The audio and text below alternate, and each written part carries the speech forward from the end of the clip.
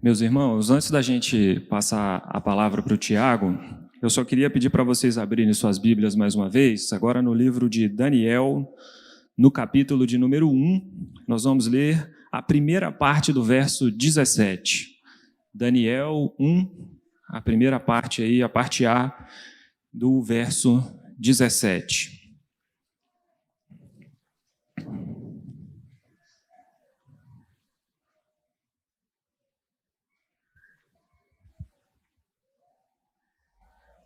Diz assim o texto, também está sendo projetado aqui na frente. Ora, a estes 4 jovens, Deus deu o conhecimento e a inteligência em toda cultura e sabedoria.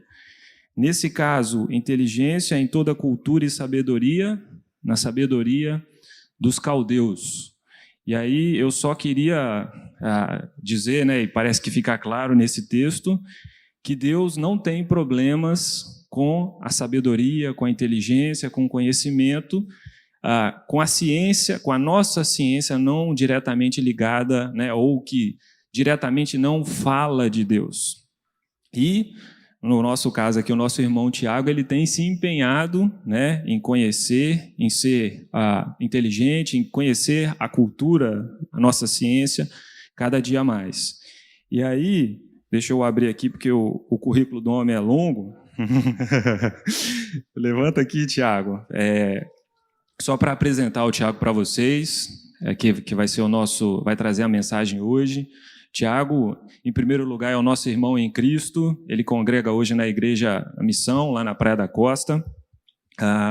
Ele também é graduado em farmacêutico pela Universidade Federal de Ouro Preto, é mestre e doutor em Ciências Fisiológicas pela UFES, pós-doutor em Farmacologia pela Universidade de Santiago de Compostela, na Espanha.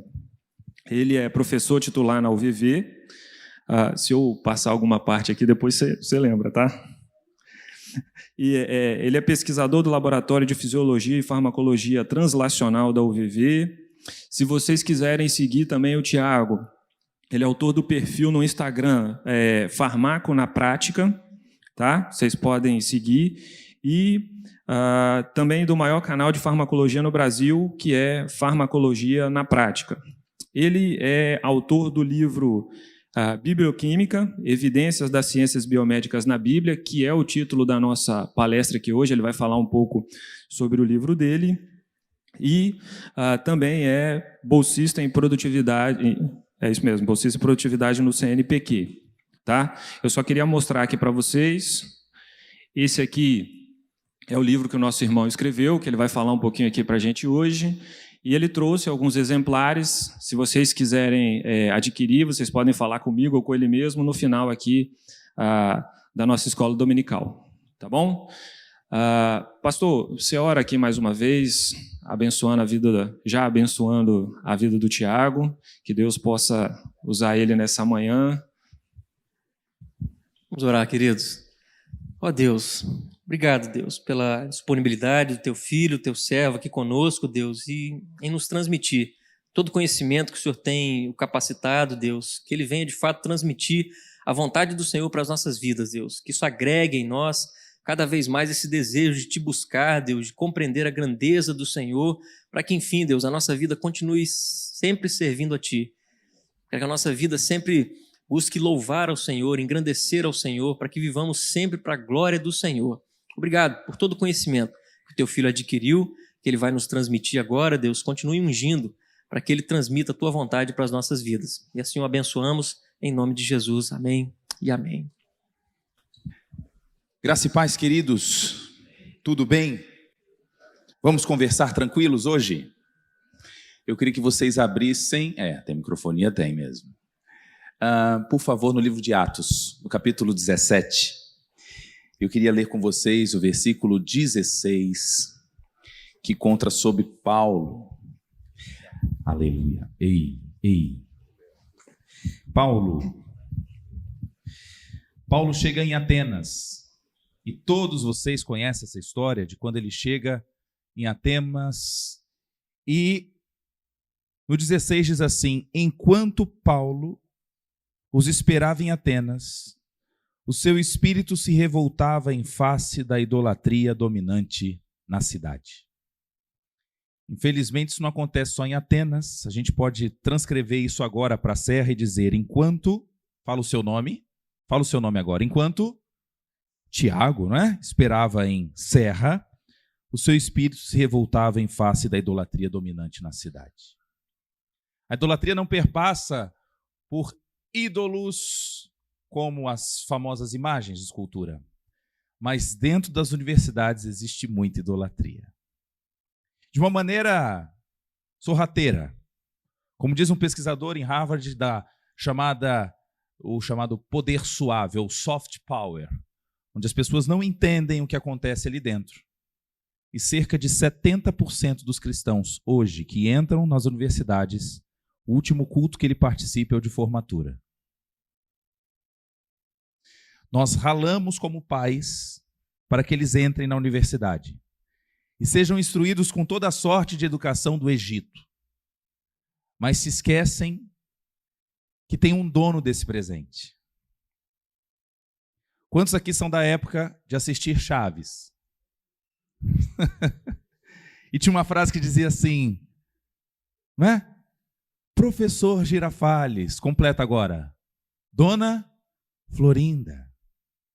Que milagre o Senhor por aqui. E aí vem lhe trazer esse humilde presente. E ela fala, não quer entrar para tomar? Nossa, vocês estão lendo a Bíblia mesmo. Mas olha que interessante. Ela recebe o humilde presente, cheira o buquê, mas logo em seguida ela convida o Girafales para entrar em sua casa. O que Deus dá para a gente é um mero buquê. Mas a noiva não se esquece do noivo. A noiva aguarda o noivo. Jovens que estão aqui, o que a universidade te concede é apenas um buquê. Pai e mãe que está feliz do filho ter passado na faculdade, é apenas um buquê. Mas tem muita gente ficando cega, porque olha para o buquê e esquece do noivo. E foi nessa história que em 96, quando eu conheci a palavra, Deus me deu as condições necessárias para que eu pudesse ser um missionário ali dentro. Estou feliz hoje de ver uma aluna minha da medicina. Cadê ela aqui? Cadê? Ei, Deus te abençoe. E o nosso propósito é sim, amar a ciência, porque é dele. A ciência é dele. Se você abrir em Colossenses, capítulo 2, versículo 3, Paulo diz que em Jesus estão escondidos todos os tesouros da sabedoria e da ciência. A palavra ciência do latim quer dizer conhecimento. Então nós vamos conhecer e administrar tudo aquilo que Deus deu, nós vamos produzir coisa nova, mas você fala, é uma estrutura metálica que tem no microfone, mas o metal veio de uma liga de aço, que não é produzido dentro da ArcelorMittal, ele é apenas administrado ali dentro. Eu uso hoje um celular com bateria de lítio que é tirado de um deserto do Chile.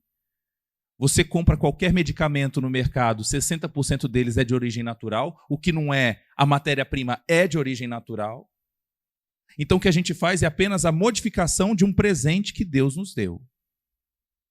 A gente tem que abrir o olho, principalmente para essa juventude, que acha que a resolução de um celular é muito melhor do que o seu olho humano. O melhor celular de hoje não chega a 30 megapixels de resolução. E o teu olho humano chega a 576 megapixels cada um. Não tem nada que se compara à estrutura do olho humano. E que Deus preparou no haja, no bará, no e faça, e está tudo certo. Eu não consigo conceber como um oftalmologista pode ser ateu. É impossível. E a gente vai conversar sobre isso hoje. Então eu tenho até meio-dia para a gente falar amém. As irmãs, ai meu Deus, tem meu almoço que eu tenho que preparar. Vai dar tudo certo. Muito bem. Deixa eu ver se vai dar certo aqui a passagem. A gente não testou antes? Querida, vê se está passando aí, por favor. Aí. Agora sim. Então, só para vocês terem acesso comigo toda semana, a gente tem o nosso Instagram, o Farmaco na Prática, e toda segunda-feira a gente tem uma aula nova no YouTube às 9h. Então tem muita gente já assistindo aí, querendo saber mais sobre medicamentos. Amanhã a gente fala sobre creatina, sobre um suplemento alimentar. tá? Então, todas as segundas-feiras, às 9 horas. Obrigado, aqui ajuda muito mesmo essa iluminação. Joia. Essa imagem é muito comum no nosso cenário. Eu vou ter que ficar aqui na frente por causa do passador. Eu já vi que tem... Existe incompatibilidade entre Bíblia e ciência? É claro que não. Isso é uma outra coisa que se coloca logo no primeiro período para uma série de alunos, né? O indivíduo nunca abriu a Bíblia, mas ele já sapeca uma dessa para o cara tomar um certo medo. Gente, a Bíblia, a nossa cosmovisão cristã, está presente em todas as coisas. Se você sonha um dia em passear em Paris e visitar o Museu do Louvre, 60% do Louvre é Bíblia. Você passa a perceber um monte de obra depois que você lê o livro de Samuel, o Evangelho. Sabia disso? Na própria sala onde tem Mona Lisa, que o quadro é desse tamanhozinho, atrás tem uma pintura maravilhosa, que são as bodas de Caná. E tem gente que passa e fala, que legal esse tanto de gente aí. Não compreende. É uma visão parcial do mundo. Querido, obrigado. Ele vai chutar o gasofilácio. Não vou não. Obrigado. Viu? Então, a ciência é o seguinte, a gente segue as evidências. A ciência é uma casa de 2 andares. O primeiro andar, o que a gente tem? A gente coleta dado, a gente faz descobertas, a gente observa, a gente testa, a gente experimenta. O segundo andar, a gente interpreta, a gente filosofa, a gente hipotetiza. Então, a história dos achismos não cola no primeiro andar. Então, a ciência, à medida que aparece uma nova evidência, a gente reorganiza os nossos atos. Quem aqui tinha febre na década de 80? O trio ali da geração, né, da minha aluna, né? Ela, quando jovem, talvez com uma febrinha, nunca tomou uma aspirina diluída na colher, um AS. Mas muitos de vocês da época aí, década de 80 e 70, qualquer febrezinha diluía na colher e tomava numa boa, né? Hoje já aparece na televisão assim, este medicamento causa de dengue. Não é? Nós não temos nem como primeira indicação a AS hoje, porque a gente sabe de alguns riscos que ele aparece se o indivíduo de fato tem dengue. E no Espírito Santo é muito comum essa doença. Então a gente vai reinterpretando as coisas e acha que a ciência ela é estática. A busca de evidências acontece até na Bíblia. Nós precisamos ter a nossa honestidade intelectual, como aconteceu com o próprio Pedro. O que aconteceu na ressurreição? Se vocês forem lá em Lucas 24, diz assim, mas eles acharam que o que as mulheres estavam dizendo era bobagem e não acreditavam. Agora Pedro, o que ele faz? Ele se levanta e corre para o túmulo. Quem é que tem uma fama dos apóstolos de que tem que ver para crer? Ok, então não é? Mas olha o que a gente está vendo agora. Pedro correu para o túmulo para conferir, se abaixou para olhar, viu entre os lençóis de linho e não tinha nada. Aí sim, aí ele volta para casa diante do dado, admirado com tudo aquilo que vinha acontecido. Ele interpreta e tira uma nova conclusão. Um homem que andou com Jesus, hein? E mesmo assim precisou de dados. Então, Deus não tem nenhum conflito com o dado, de você investigar e você ter dúvida. Não tem nenhum problema isso, certo? Acontece que nessa geração a gente passa por uma chamada catarata espiritual. Como assim, catarata? Esse não é um olho normal, não é? Os jovens já ouviram, com certeza, uma analogia que nós precisamos ter uma cosmovisão, que é como se fosse um óculos.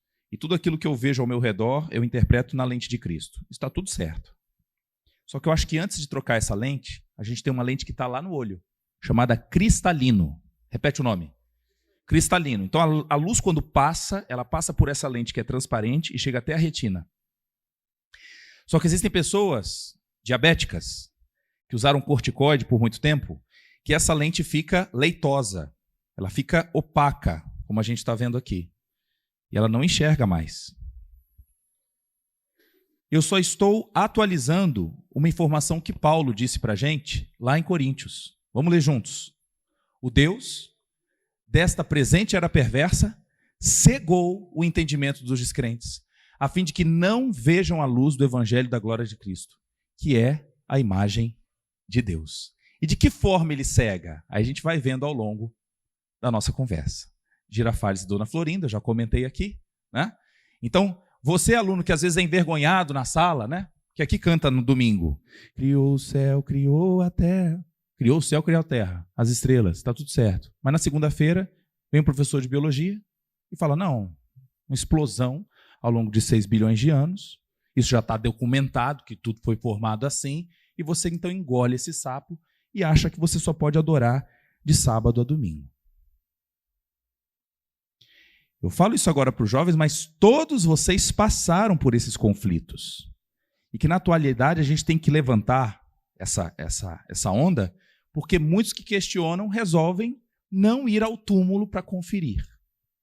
E preferem, então, duvidar. São formas diferentes de convicções. Ali nós temos uma lista de pesquisadores, cientistas, que passaram nessa terra. Francis Bacon, Kepler, que falou sobre os movimentos da Terra, Isaac Newton, Pasteur, Maxwell. A pergunta que fica, aquele rapazinho lá, partido no meio, quem pode ser o próximo? Pode ser você que está aí sentado. Você, meu jovem, um cientista. Hein? Seu nome? Você veio da caravana de onde? Hã? Então essa história de falar, não, ou ciência ou ser pastor. Imagina, eu fiz seminário teológico em 2013, tinha concluído o doutorado, eu falei, agora eu quero aprender um pouquinho mais da Bíblia. Não tem problema nenhum. Foi assim que foi construído o livro. Em meio às minhas anotações, houve incentivo de falar, Tiago, escreve um livro juntando esses assuntos. Vai ajudar muita gente. Na minha assinatura do e-mail, não importa para quem vai, uma série de pesquisadores do mundo, aparece essa frase de Pasteur. As futuras gerações algum dia vão rir da tolice dos filósofos materialistas modernos. Quanto mais estudo a natureza, mais fico maravilhado com os feitos do Criador. Eu oro enquanto estou trabalhando no laboratório. Aliás, a palavra laboratório é labor, trabalho. Oratorium. Oratorium é local de oração. É saber que o que você está fazendo ali no laboratório é apenas uma brincadeira dos frutos da própria criação. A gente administra constantes que você trabalha todo dia. Você que trabalha com liga metálica, toda hora tem que usar. Não, a constante tem que ser nessa temperatura, a constante é essa. Se mudar mais um pouquinho, a constante é outra. Mas quem determinou a constante? Quem determinou a gravidade? E aí? Pergunta isso para o seu professor de biologia. Por que então houve a migração do DNA para ficar lá dentro do núcleo? Porque a gravidade. Gravidade? Mas quem deu a gravidade? Vamos lá. Isso aqui é uma cena minha dentro do laboratório lá na Espanha, com um senhor que foi o meu orientador.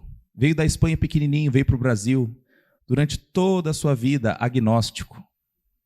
Nos últimos 10 anos, cristão, batizado.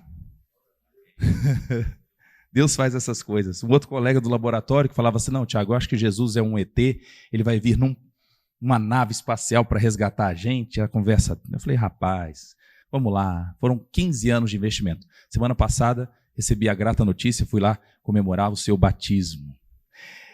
Olha, é luta, mas o Espírito Santo convence da justiça, do pecado e do juízo. Então, ser missionário não é apenas ir para a África ou para os rincões aqui do Espírito Santo. Existem pessoas sangrando dentro das universidades, sem respostas. E a gente tem também que salvá-los, né?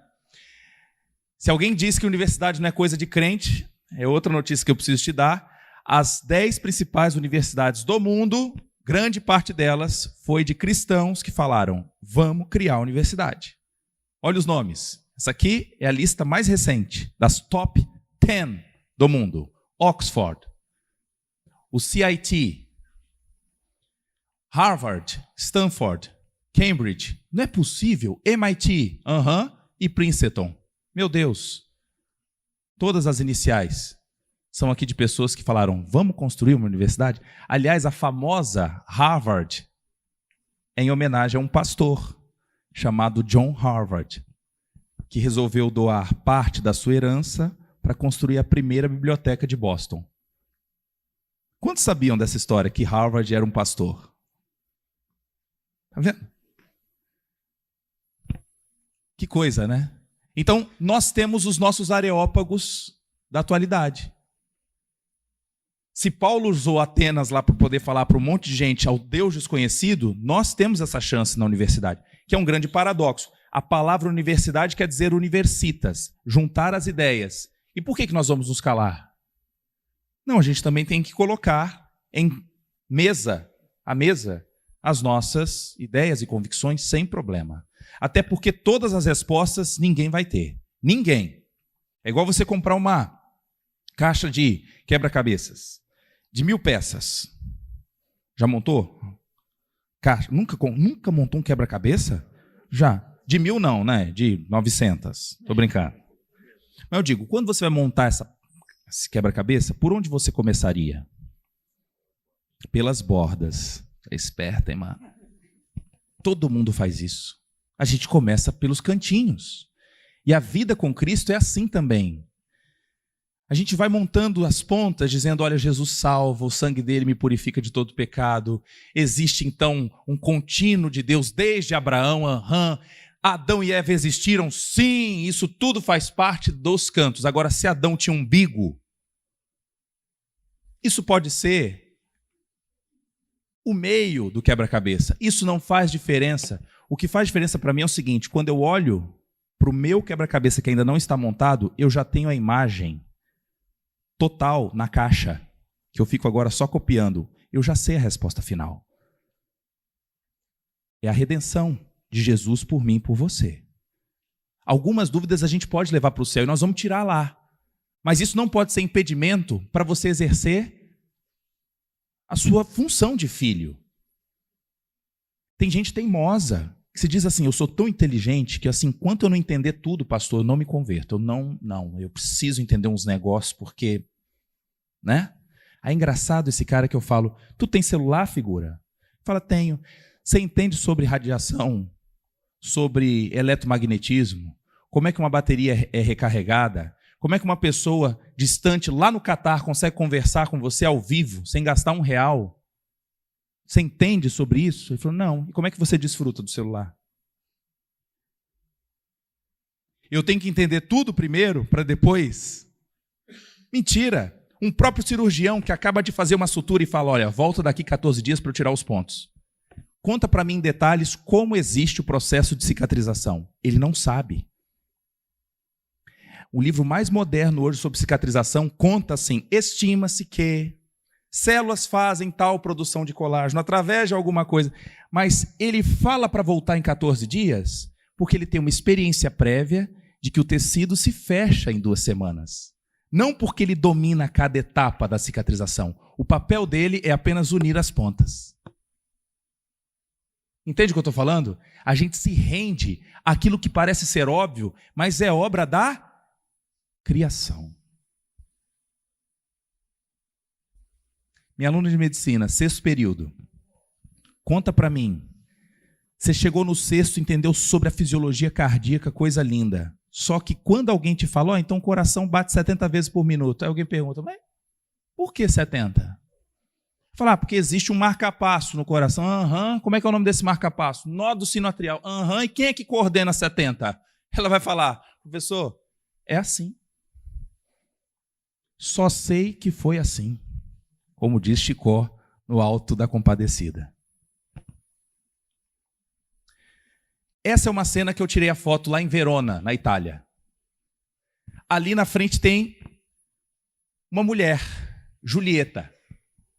Julieta de Romeu, do famoso, a história de Romeu e Julieta, escrita por Shakespeare. Todo mundo faz questão de tirar foto, pegando na mama direita de Julieta para dar sorte. E um monte de ateu está ali. Né? Tá. E acreditam piamente, tem que tocar. Quando eu estou indo embora, lógico que eu não fui lá para poder tocar, né? Para você ver. Né? E na hora de ir embora, minha filha ficou me olhando, eu fiquei meio parado ali olhando para aquele outro busto, que estava atrás de um muro, escondidinho. Esse busto não é de Julieta, é de Shakespeare. E aquilo me lembrou o que está escrito em Romanos, capítulo 1. Minha filha falava, pai, vamos embora. Eu falei, peraí. Ela falou assim, já sei, isso vai dar uma pregação. Eu falei, é quase isso. Porque é o que Paulo escreveu aos Romanos, no capítulo 1, versículo 20. Vamos ler juntos? Desde que Deus criou o mundo, as suas qualidades invisíveis, isto é, o seu poder eterno e a sua natureza divina, têm sido vistas claramente. Os seres humanos podem ver tudo isso nas coisas que Deus tem feito. E, portanto, eles não têm desculpa nenhuma. Eles sabem quem Deus é, mas não lhe dão a glória que ele merece. E não lhe são agradecidos. Pelo contrário, os seus pensamentos se tornaram tolos e a sua mente vazia está coberta de escuridão. Ou seja, a evidência está aí, o Criador está ali, mas eu estou adorando Julieta e esquecendo do dono da obra.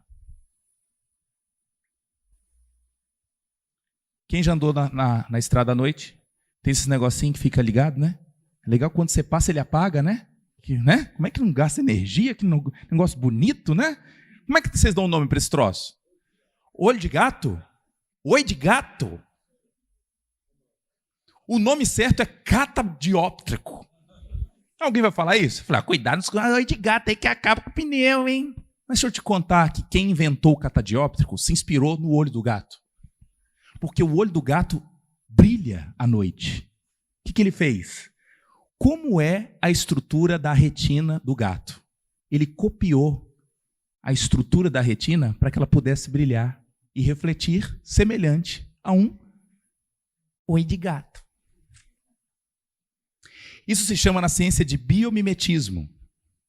Você vai viajar de avião e fala assim, não, como é que um troço desse de mais de 10 toneladas voa? Gente, eu não entendo muito, mas eu desfruto. Ah, você desfruta. Mas o formato de um avião é muito parecido com quem? Com uma ave. Gente, toda a terra está cheia da glória de Deus, sem dúvida. Né? Então, quando você olha para um relógio desse suíço, e fala, é sensacional essas maquinarias. Esse relógio sem um parafuso não funciona. Isso que eu estou mostrando para vocês aqui não é um relógio. Isso é uma estrutura proteica presente em um inseto. Deixa eu ver se vai dar certo esse inseto agora. Travou, será? Vamos ver se vai. Agora vai. Vamos ver se o inseto vai rodar para vocês verem como que acontece essa maquinaria. Aí, ó. Essa estrutura proteica, ela funciona como uma catraca e permite que o inseto já salte. É tudo muito fino, é um ajuste perfeito. Uma maneira de assistir uma aula hoje de biologia, ela é completamente diferente quando a gente entende os mecanismos chamados moleculares. Alunos ficam entediados quando o professor vai falar sobre as organelas. Hein? Esse aqui já olhou. Anota aí, complexo de Golgi, lisossomo, mitocôndria, membrana celular. É ou não é? E a gente acha que aquilo ali é uma bola com um monte de coisa incrustada, como se fosse pedaço de fruta dentro de um bolo. Só que você está enganado. Existe ali dentro um tráfego de cada organela. Elas passeiam dentro de trilhos, onde nós temos proteínas que funcionam como carroças, levando cada organela para um determinado lugar. Se a gente fala do trânsito do Espírito Santo, de Vitória e companhia, cada célula tem o seu trânsito organizado. E são chamadas proteínas com o nome de quinesinas. Quinesinas. Isso só foi descoberto nos últimos 30 anos. Ou seja, cada vez mais que a gente avança no conhecimento da estrutura biológica, mais a gente se surpreende com os feitos do Criador. Fórmula 1. Vou dando exemplos para vocês, você fala, não é possível. Essa corrida está acontecendo na chuva ou no sol? Você já imaginou pelo formato do pneu, né? Por que o pneu está cheio de ranhura? para aumentar a superfície de contato, espalhar a água, beleza, legal. Hoje se troca um pneu na corrida em 4 segundos. Você fala, gente, é muita tecnologia, coisa que o homem não acompanha. Aí vocês vão agora no verão para a piscina, para a praia, e de repente os seus dedinhos ficam assim. Você já percebeu que não é todo o seu corpo que fica murcho? Que eu já vi mãe e pai respondendo criança. Falou, mãe, por que meu dedo fica murcho? Ah, meu filho, porque tem muita água. Se isso fosse verdade, nenhuma mulher entraria na piscina de jeito nenhum. Falei, o maracujá, não. Repare que esse mecanismo só acontece na ponta dos dedos e na ponta dos pés, do dedo dos pés. Qual é a ideia? A gente sabe hoje que essas ranhuras aumentam a superfície de contato, então diminui a chance de você perder um objeto, escorregar da tua mão. O mais legal é que você não troca a ponta dos dedos, ele se ajusta. Umedeceu, fica assim. Secou a mão, ele volta ao normal. Imagina se na Fórmula 1 tivéssemos pneus assim. Choveu, enruga, volta ao normal. Não é o que acontece. Tem que trocar. E a gente acha que a troca é fantástica. E você se acostuma com as obras perfeitas do Criador. Aí me chama a atenção que quando você vai para a literatura, para aqueles que não acreditam, né, na criação e companhia, o pessoal que estuda comportamento e evolução acha que isso foi um ajuste ao longo de milhões de anos e que os nossos dedos foram se adaptando, como se o dedo pensasse. Não é o dedo que pensa, existe um Criador por trás disso. Né?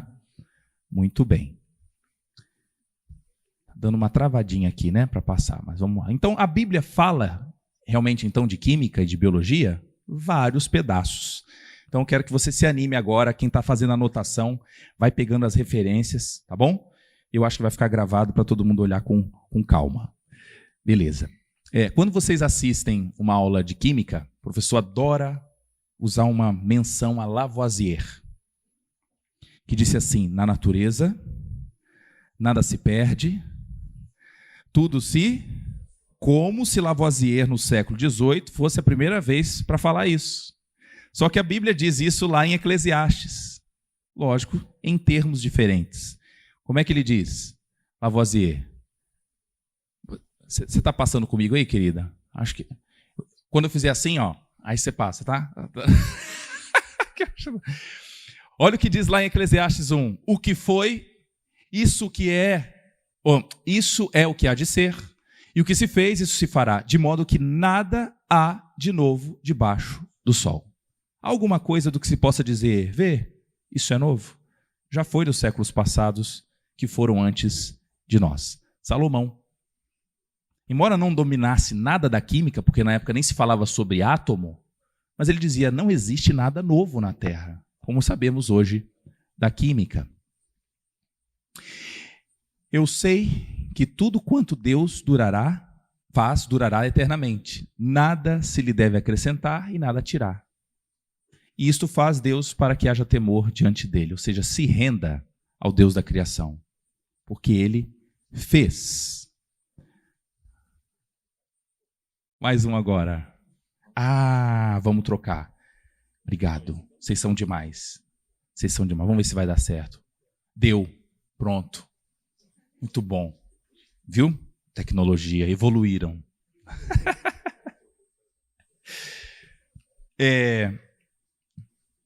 Vou voltar aqui de propósito. As universidades criadas no Brasil chegaram no final do século XIX. Sabiam disso? Universidade mesmo. Antes era só faculdades, escolas pequenas. Na Europa, universidades nasceram antes mesmo do Brasil. Onde eu fiz pós-doutorado, a primeira universidade lá, da Espanha, foi em 1495.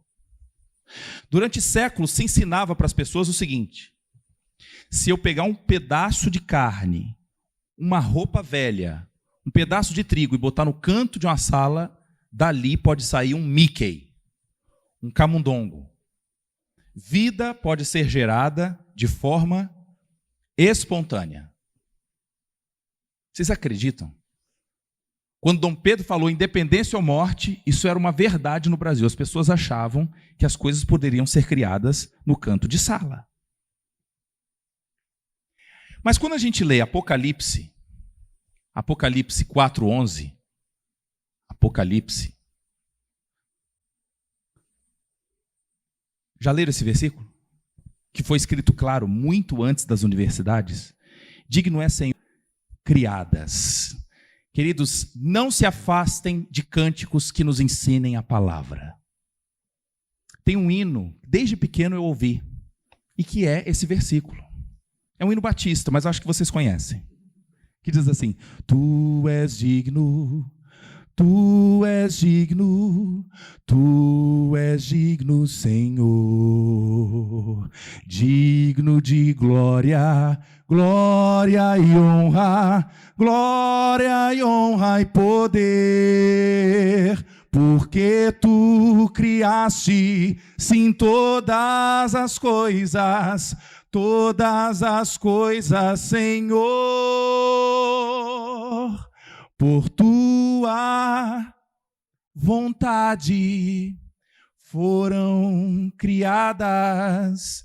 Tu és digno, Senhor. Em um versículo se resume muita coisa que a gente pode estar vacinado dentro das escolas. Pasteur, cristão, francês, quebrou essa teoria com um experimento muito simples. Ele pegou um balão. Aqui tem laser?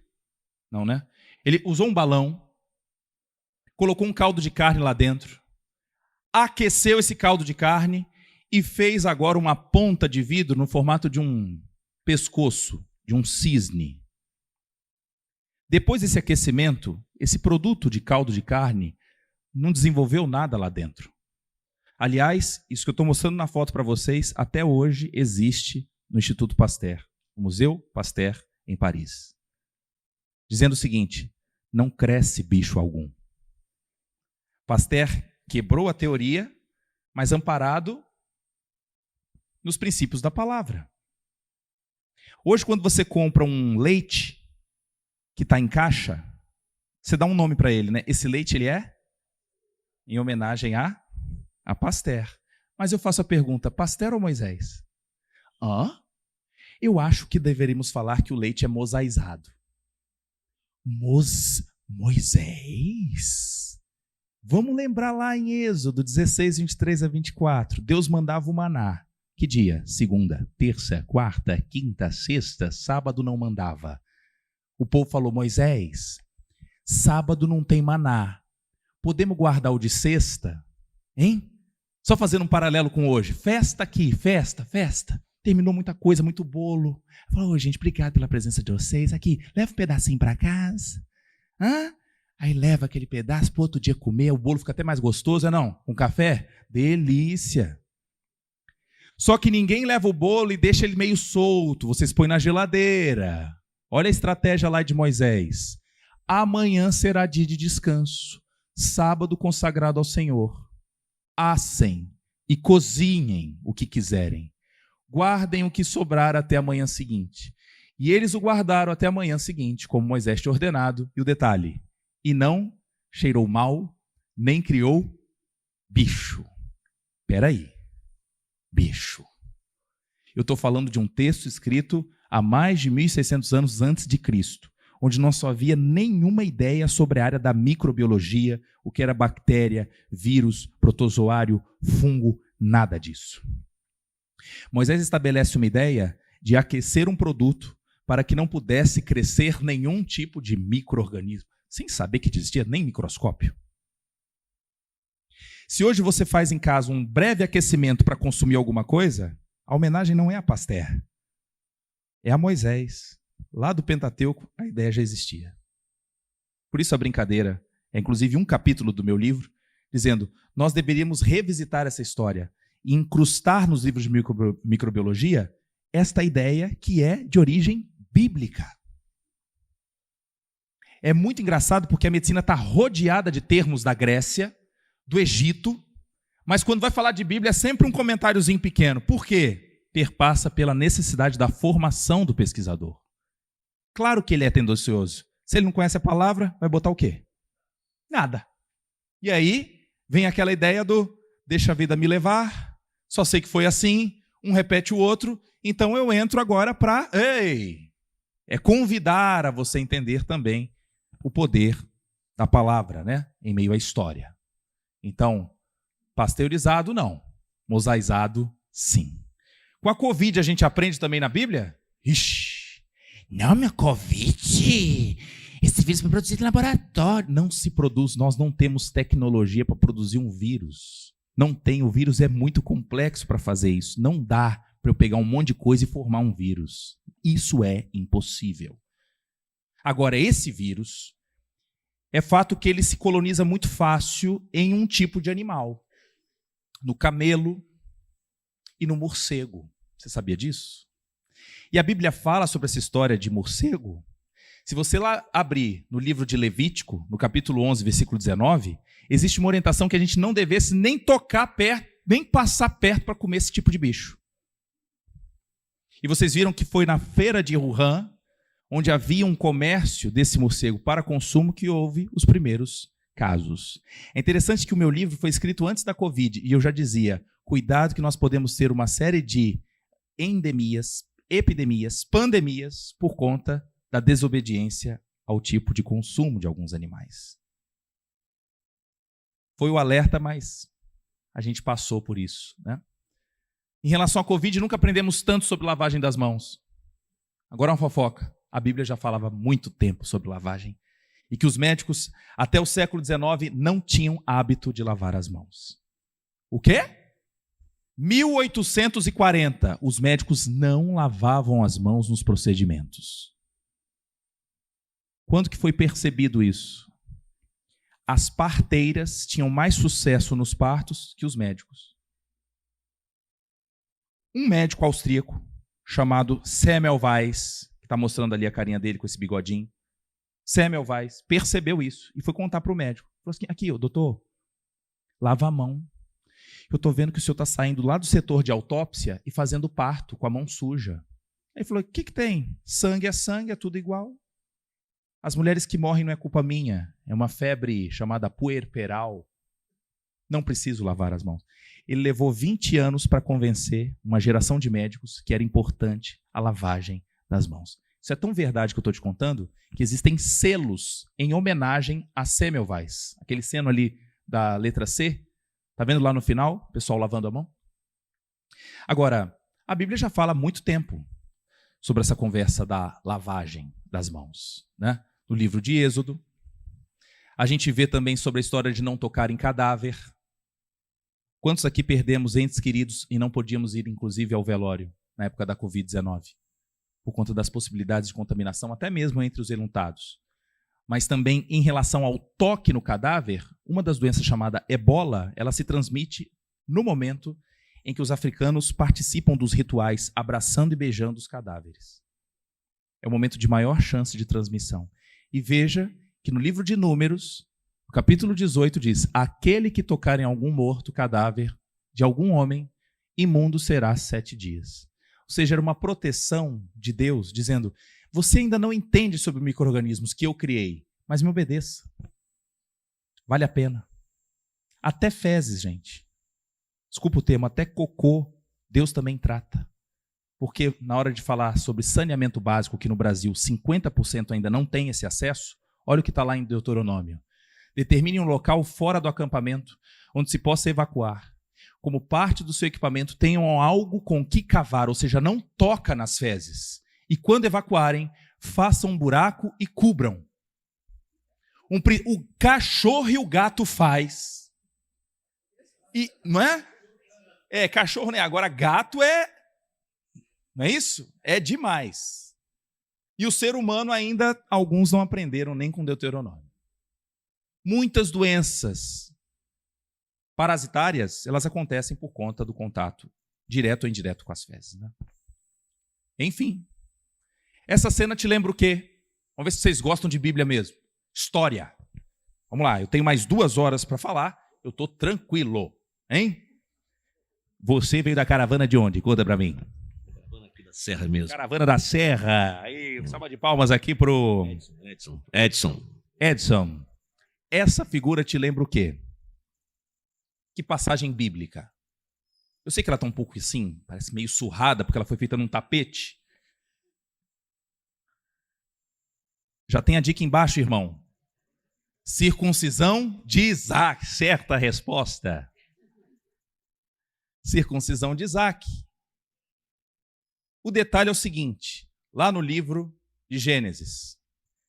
Da sua geração em diante, todo menino de 8 dias. Vocês não têm ideia como isso me incomodava.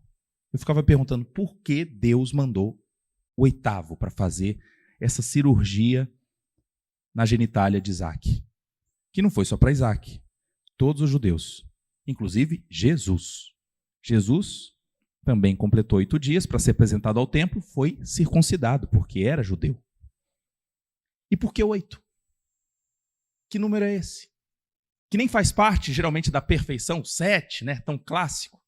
E aí eu comecei a fazer algumas leituras de algumas substâncias que nós somos expostos. Alguém aqui é da área de saúde? Alguém? É? Que área? Veterinário. Olha aí. Legal. Mais alguém? Fisioterapia. Lindo. Deixa eu pegar o exemplo aqui do pastor que teve filho recentemente. Você sabe qual foi a primeira injeção que ele recebeu no hospital? Vitamina K. E olha que você foi bem informado, hein? Que às vezes nem se conta.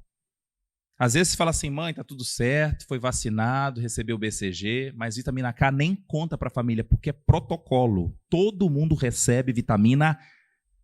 Falou? Vitamina? Engraçado, na farmácia eu tenho vitamina A, B, C, D, E.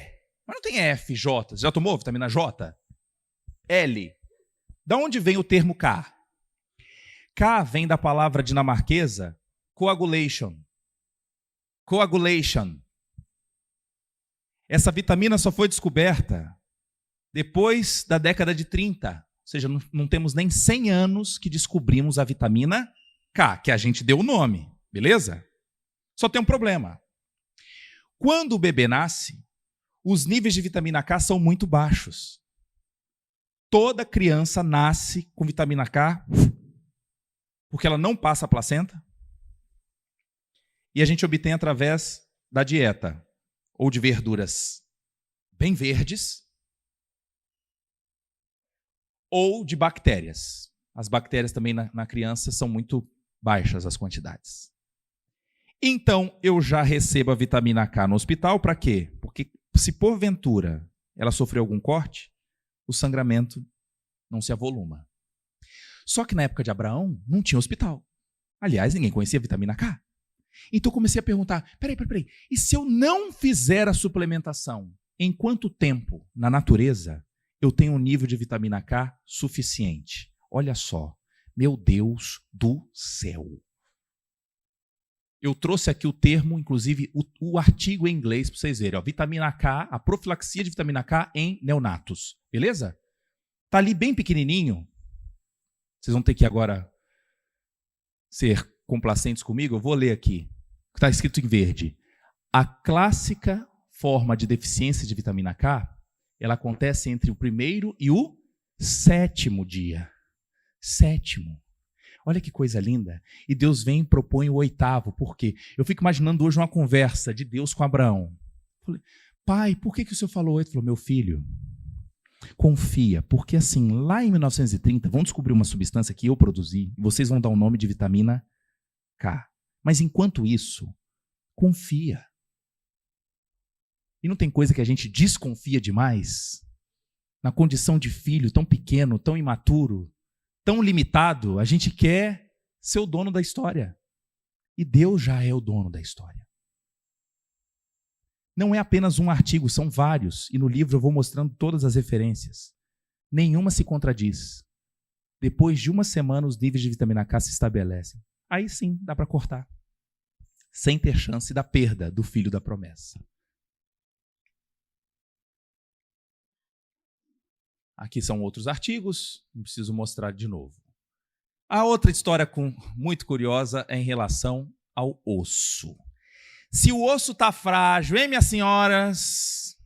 Aquelas propagandas lá no Record, hein?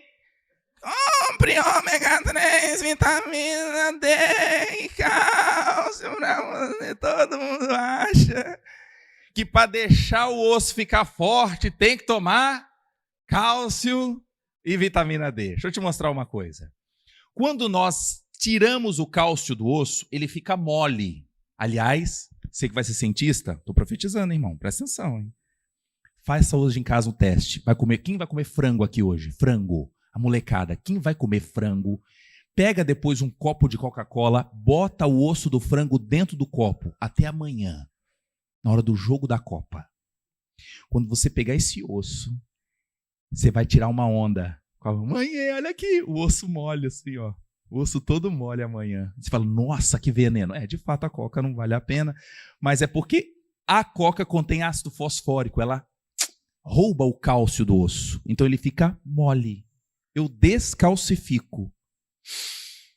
Que coisa, não? Mas se eu tirar o colágeno do osso, ai meu Deus, se eu tirar o colágeno, ele esfarela. Olha que interessante. Então, quem dá estrutura ao osso não é apenas a parte inorgânica, é a parte orgânica do osso, que é de Aqui tem na minha pele? Que tem no seu osso. Colágeno, gente, tem em todos os tecidos. Então por isso que eu tomo em casa. Bobagem. Tomar o comprimido é bobagem. Você se expõe à dieta com colágeno já é o suficiente. Não ache que o comprimido ou a cápsula de colágeno vai chegar agora na sua pele. Isso é uma estratégia equivocada e o mercado se aproveita, entre aspas, da ignorância de muitos e continua tomando. Mas o que é o colágeno? Quando eu fui estudar sozinho, em 99, olha a importância da gente semear a palavra para um jovem. Estava eu, imagina a cena, era um dia frio como esse, eu sozinho lá em Ouro Preto, no meu quarto. E eu abri o livro de bioquímica. Estava assim: o colágeno é altamente resistente, formado por uma trama de 3 fitas que se enovelam e são mais resistentes do que um cabo de aço na sua espessura. Comparado à sua espessura com o cabo de aço, ele é mais resistente. Um cordão de 3 dobras que não se rompe facilmente. Eu falei, peraí, isso é que eu já ouvi em muito casamento. Eclesiastes 4:12 fala sobre isso, é ou não é? Eclesiastes 4:12, sim, a estrutura do colágeno sendo vista hoje a nível molecular, ou seja, o que Salomão fala 800 anos antes de Cristo, se representa hoje numa estrutura que eu não vejo. É linda a comparação feita em casamento, né? O homem uma fita, a mulher outra fita, e Deus sendo a terceira. É lindo, mas é mais maravilhoso entender que até a nível molecular isso se manifesta, se consolida, né? Outro termo que Salomão diz: o coração alegre é como bom, mas o espírito abatido seca até os ossos. Mas o que é esse negócio de secar o osso? Então falta colágeno? Pode. Pode faltar o colágeno, mas não é porque eu deixei de tomar. Eu não tomo cálcio. Mas é por conta do meu humor, do meu comportamento.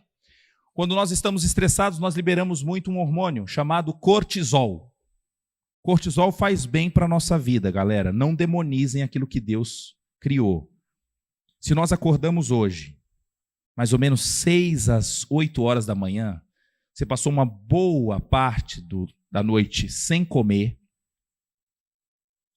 mas quando abrir o olho, você precisa de glicose para o cérebro, você precisa ir à busca do seu alimento. Então, Papai do Céu libera esse hormônio para os desafios do dia. Então, o galo cantou, você libera cortisol para te manter.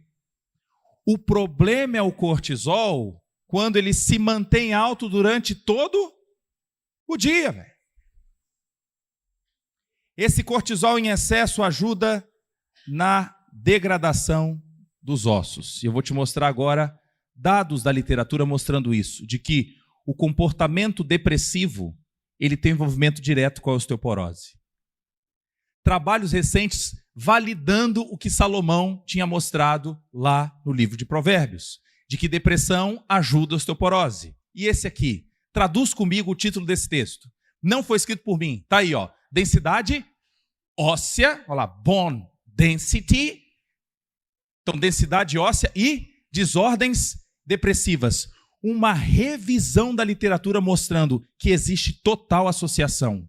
Pacientes deprimidos têm ossos frágeis. Não é sensacional a palavra? Guarde isso, vocês duas. Vocês são gêmeas? Não? A Bíblia, você vai repetir comigo agora. A Bíblia é mais atual do que o jornal de amanhã. Não esqueça essa palavra. É mais atual que o jornal de amanhã. Tem coisa que a gente lê agora e fala, meu Deus, como pode? O que a gente está vendo aqui com Salomão. Outra parte, muitas nutricionistas, nutrólogos, farmacêuticos, falando sobre dieta low carb. Hein? Low carb. Low. E é verdade. Comer pouco carboidrato vale a pena. Não é ausência, não é no carb, é low. E Salomão também disse isso em Provérbios 25, 27. Olha o detalhe, eu destaquei o muito. Comer muito mel não é bom. Ele não fala comer mel não é bom. Até porque a terra prometida era uma terra que manava leite e mel. João Batista comia mel. Então, peraí, mel é bom. Agora, o que contém no mel? Mel é feito de frutose, de glicose. E agora guarde isso para o resto da sua vida. Esses carboidratos em excesso são a matéria-prima para a produção de energia, mas quando estão sobrando, é o grande foguete para a sua pressão arterial aumentar, para o diabetes piorar, Parkinson, Alzheimer, câncer. As principais doenças crônico-degenerativas que arrastam na sociedade hoje, principalmente no Brasil, que está galopando, é por conta da boca. Tem um lance. Se eu falar para vocês agora, brigadeiro, hoje vai ter uma festa, bolo Guaraná, muito doce para você. Ah, isso é o meu aniversário. Vamos festejar. Isso é um vínculo de quê? De uma recompensa. Eu sei que doce é gostoso. Todo mundo aqui gosta. O lance é que às vezes você, de forma enganada, se expõe mais do que deve. E vamos dar um exemplo agora. É fácil detectar quando o produto é doce. Você logo, não, muito doce. Mas eu posso ter aqui várias vovós e vovôs que falam assim, meu neto, vá à padaria para mim e pega aquele pão doce que o vovô gosta. Compra o pão doce. Aí ele fala, raspa a parte de cima que é muito açúcar que eu não posso. Mas ele come 4 fatias do pão. E no pão tem amido. Repete o nome. O que é amido? Amido é coisa para... Não, amido. Dê a mão aqui os 4 para cima para todo mundo ver. Levanta a mão, por favor. Isso. Qual o nome de vocês agora? Amido. Não, continua. Amido. Enquanto eles estão na forma de amido, quando eu ponho na boca, eu não sei que é doce. Vocês já colocaram um pão na boca? Deixa fazer aquela lama mesmo sem engolir. Vai notando que ele vai ficando mais doce? Porque na saliva vai tendo quebras para liberar uma de cada vez. Então, quando chega no intestino, cada uma exerce a sua função. Ou seja, uma com milhares. Ela vem escondida. Então, na hora de preparar o almoço, às vezes aquele senhor que fala, vou fazer a cena aqui, hein? Mas meu marido é muito teimoso, por isso que ele toma metformina todo dia. Não é possível, está tomando insulina, diabetes, ele não baixa de jeito nenhum. Ele não toma o remédio que eu falo. Tu é tempo do Espírito Santo, irmão, deixa eu preparar meu almoço. Aí, qual é o almoço dela? Arroz, ou já fazer o estrogonofe. Arroz já tem amido. O estrogonofe, creme de leite. Aí, às vezes, ela põe uma maisena para dar uma encorpada no maisena, amido de milho. Amido. Aí tem a batata para completar. É ou não é? Mas tomar com água não dá. Aí rola um refri. Então, olha o perfil. E ela bota a culpa no senhor que está tomando pouco a metformina. Entendem? Veja que eu estou trazendo à prática aquilo que Salomão está dizendo há muito tempo. nós temos que controlar esse excesso do consumo. E um apontando para o outro aqui agora. Então, as evidências já dizendo há muito tempo que existem esses comprometimentos. Para vocês verem, eu como cientista... como cientista, eu resolvi fazer esse experimento no laboratório. Falei, eu quero provar se muito mel realmente faz mal. Eu não dei mel para os camundongos, eu dei guaraná. Durante 6 semanas, o que o animal bebia não era água, era somente guaraná. O normal e o zero. Onde vocês acham que as lesões foram piores? Eu tenho rodado o Brasil, falado sobre esse experimento. 95% responde isso. O zero. Vamos voltar ao assunto. Eu disse que Salomão falou que o excesso de carboidrato não era bom. Qual é a diferença entre os dois guaranás? É que o guaraná normal tem 80% de carboidrato no seu volume. Abre uma lata de guaraná e deixa o gás sair. E bota depois na boca. Falei, tá doido? Xarope sempre foi.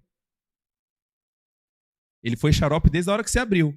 Só que como ele está gelado, cheio de bolhas de gás, ele mascarou o sabor. Quem foi que teve a brilhante ideia de botar bolhas de gás no guaraná? Um cara chamado Schweppes.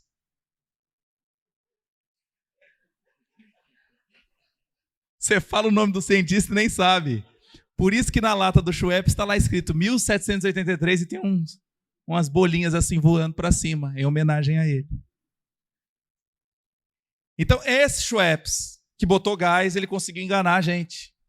E a gente, então, se expõe a muita forma de carboidrato escondido no refrigerante. Aqui a gente fez um teste nos animais, onde nós medíamos o grau de lesão no DNA. Quanto maior a mancha, ali a mancha no meio, maior a lesão. E foi observado maior grau de lesão celular nos animais expostos ao guaraná normal. Tiago, então você é completamente contra. Eu digo o seguinte, se você tiver que beber refrigerante, prefira aqui nas festas, nos cultos e companhia, o zero. Por quê? Mas o zero tem adoçante. A quantidade de adoçante ali é muito pequena para trazer os transtornos que você está esperando. A gente viu em laboratório que os danos maiores são com a fonte absurda de carboidrato que está escondida nos refrigerantes. Não demonizem os adoçantes. Para muitos pacientes ele pode funcionar muito bem. O ponto é a quantidade a ser consumida.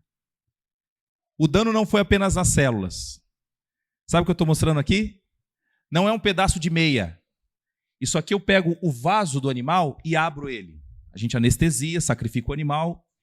E essas manchas vermelhas que estão no meio são as placas de gordura formadas ao longo da sua árvore arterial. Onde tem mais placa dos 3 ali? Do meio, não é? O do meio é o tratado com guaraná. Os níveis de colesterol também aumentaram em quem tomou guaraná normal. Tiago, mas essa é a sua opinião? Não, isso eu estou baseado no dado. Eu estou indo no primeiro andar da nossa casa. Então, se eu fizer um novo experimento e mudar tudo, eu conto para vocês. Mas até agora, não temos na literatura nenhum trabalho com refrigerante. Nós fomos pioneiros nessa história, onde eu quis confirmar o que Salomão disse 800 anos antes de Cristo. Agora eu vou tocar num assunto para a gente terminar. A gente pode tirar umas dúvidas, né? Mas se fala assim, crente não bebe não, mas come que é uma tristeza. Há quem diga que quando vai contratar um buffet para o casamento, a minha filha vai casar e eu estou aqui comprando, nós somos crentes, somos da presbiteriana, ninguém consome bebida alcoólica, então eu acho que você pode fazer um desconto para nós. Ela falou assim, quê? Eu vou dobrar. Que crente, no lugar de beber, ele substitui tudo por comida. Então vocês são muito mais caros, inclusive, do que os que bebem. Mas tem um detalhe. Salomão também fala. Salomão fala, mete uma faca à sua garganta se você é glutão. Ouça, meu filho, guie o seu coração pelo bom caminho. Não ande com os que se encharcam de vinho, nem os que se empanturram de carne. Espera aí. Ah, mas isso é só Velho Testamento, eu estou na graça. Peraí, Paulo fala, portanto, quer comais, quer bebais, façais outra coisa, fazei tudo para a glória de Deus. Deixa eu te contar uma fofoca agora novinha. Novinha. Quem come demais morre mais cedo.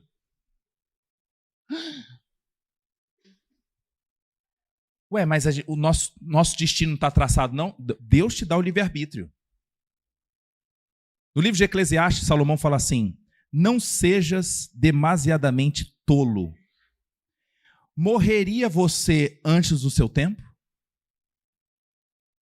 Tem gente que abrevia. E qual a relação de comer demais e morrer mais cedo? Quando a gente come demais, esse excesso de calorias que consumimos, na hora de produzir energia, tem um escape, que é a formação de radical livre. E radical livre aumenta a chance de câncer e das doenças crônico-degenerativas que eu estou te contando. Foram feitos experimentos já. Uma série de pessoas e também animais. A longevidade muda. O povo do Oriente vive mais. Um dos motivos é a redução da ingestão calórica. Daniel mostrou isso. Ele leu no começo. Daniel, inteligente, sábio, fez um experimento. O primeiro experimento nutricional foi feito por Daniel, que resolve não se contaminar com os manjares do rei e compara a sua dieta com a dieta do rei. Como é que era a dieta dele? Carne de porco, estrogonofe, nada disso, foi totalmente diferente. Então, ele ainda usa o grupo controle. Olha que Daniel esperto. Usa lá, experimenta, peço-te os teus servos 10 dias, que se nos deem legumes a comer e água a beber, então se examine diante de ti a nossa aparência e a aparência dos jovens que comem a porção das iguarias do rei. E conforme vires, procederás para com os teus servos. E ele consentiu, experimentou 10 dias. Vamos aos dados. E a partir do dado a gente vai interpretando. Esse é o nosso Deus. Sem medo, com tranquilidade, queridos. Jovens que estão chegando na universidade, não sejam irônicos. Aí a forma de dizer, né? Como diz Provérbios 15, a palavra branda espanta o furor, mas a palavra dura suscita a ira. Então é no momento certo. Falar do amor de Cristo de uma maneira criativa. Me lembro de um pediatra que falou: Tiago, eu quero o seu livro. Falei: pois não, presente para o senhor. Falou: depois que eu ler, eu vou te chamar. Um mês depois, professor do OVV. Falou: Tiago, ele todo sério assim: cá, gostei do teu livro. Não, mentira, ele não falou gostei. Tiago, eu li o seu livro. Falei: você gostou? Ele falou: não, eu amei. Porque eu jamais imaginaria como que a Bíblia é tão cercada de detalhes. E você ancorou com a ciência aquilo que me deixou mais aliviado. Então talvez o livro seja uma forma de você apresentar Cristo de uma maneira diferente. Porque muitos não vão aceitar a Cristo numa primeira exposição bíblica dentro da igreja. A palavra igreja quer dizer eclésia, é chamados para fora. E se a gente vive no saleiro o tempo todo, a gente vai salgar somente os nossos. O mundo lá fora está sangrando. Ontem eu soube que existem jovens cujos pais ensinam em casa como fazer loló. Essa semana mandaram um direct para mim, contando que jovens de Santa Catarina estão na Deep Web aprendendo como fazer mistura de medicamentos para ficar fazendo desafios no meio da madrugada. Uma mãe falou: Tiago, eu estou desesperada, perdi meu filho essa semana. Misturando ansiolíticos e opioides, vendidos de forma clandestina. É este o mundo que vivemos. E a igreja tem o seu papel também, não apenas do evangelismo, que é o principal, mas o papel social. Porque nós somos o sal da terra e não o sal da igreja. E sal é para ser espalhado, não é para ficar dentro do saquinho. Do contrário, vai ser pisado pelos homens. Amém, queridos? Se nós tivéssemos aqui outra chance, seria outra parte, mas vou deixar aqui à vontade e possíveis dúvidas que surjam, tá? Obrigado por tudo. Tenha um ótimo dia. Deus abençoe.